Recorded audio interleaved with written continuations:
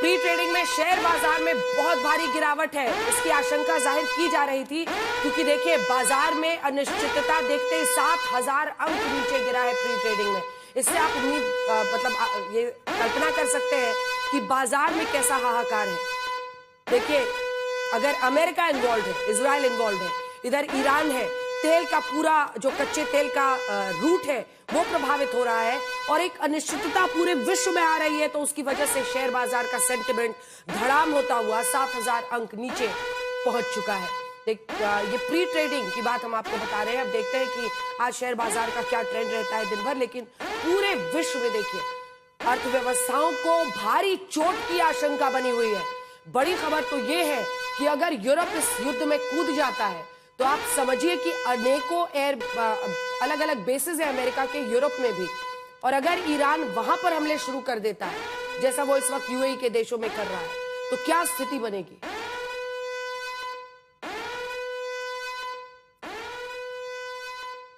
शैल भटनागर इस वक्त हमारे साथ हैं। प्री ट्रेडिंग में शेयर बाजार में भारी गिरावट, और संदीप पुनितन हमारे सहयोगी इस वक्त स्टूडियो में हमारे साथ हैं जिनके साथ हम लगातार कवरेज ये कर रहे हैं वॉर का।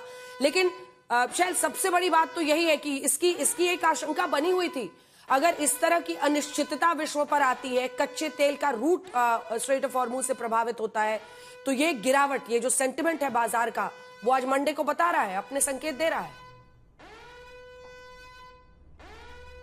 जी नमस्ते अंजना जी, और आपके दर्शकों को बहुत बहुत नमस्कार। 580 अंक नीचे निफ्टी और दर्दनाक स्थिति फिलहाल दलाल स्ट्रीट पर। जो मिडिल ईस्ट फेसिंग कंपनीज हैं जैसे L&T वो आपको 8-9% नीचे ट्रेड करती हुई दिख रही हैं। सिर्फ दो कंपनीज ऑयल इंडिया और ONGC जिनका तेल से डायरेक्ट संबंध है तेजी से, वो आपको हरे निशान में दिख रही हैं। बाकी सब बिल्कुल धम से उल्टे गिरे हुए हैं। देखते हैं किस तरीके से बाजार में अब मोमेंटम आता है 9:15 बजे के आसपास, लेकिन फिलहाल स्थिति बहुत ही गंभीर और बहुत ही परेशान।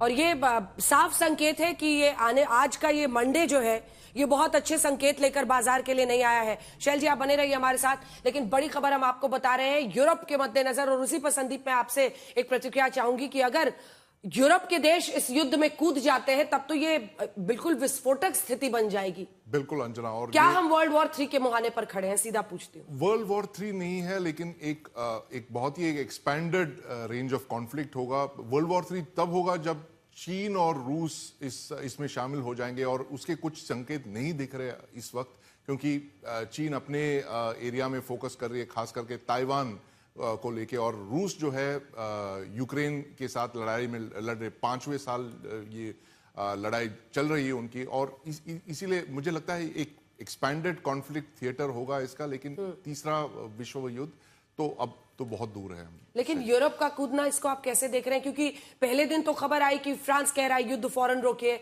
स्पेन कह रहे थे कि ये ट्रंप ने ठीक नहीं किया है, स्पेन कह रहा था। ऐसे में अब अचानक अमेरिका के साथ हो जाना और मदद पहुंचाना, क्योंकि अगर मदद की बात आएगी तो ईरान तो इस वक्त देख ही रहा है कि वो इस युद्ध को फैलाना चाहता है। अगर मिडिल ईस्ट के देशों पर वो अटैक कर रहा है तो उसकी वजह भी यही है। ईरान ने साइप्रस पे अटैक किया है, जहां से उनके खिलाफ एयर स्ट्राइक्स लॉन्च किए जा रहे थे।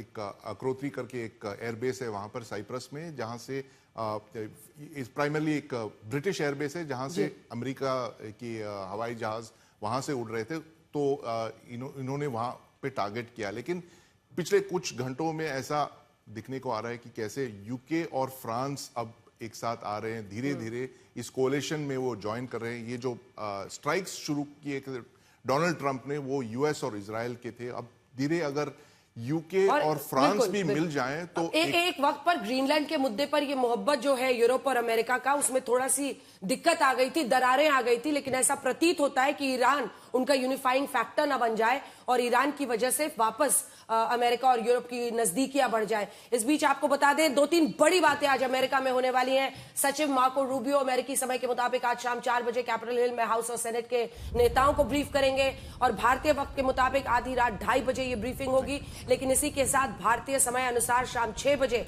आज माना जा रहा है कि डिपार्टमेंट ऑफ वॉर वहां पर ब्रीफिंग करेगा, और वो क्या कहते हैं इस युद्ध को लेकर, अपनी उपलब्धियों को लेकर, इस पर भी नजर रहेगी।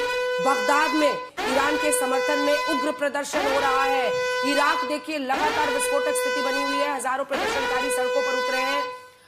ऐसे में देखिए बड़ी बात क्या है, यहाँ पर भारी लगभग 60 से 65% शिया आबादी है और इराक में लगातार बीते दिन भी अमेरिकन दूतावास के बाहर वहां पर लोग पहुंच गए थे, हिंसक प्रदर्शन हुआ था और एक बार फिर से बताया जा रहा है इराकी सुरक्षा बलों ने फायरिंग की है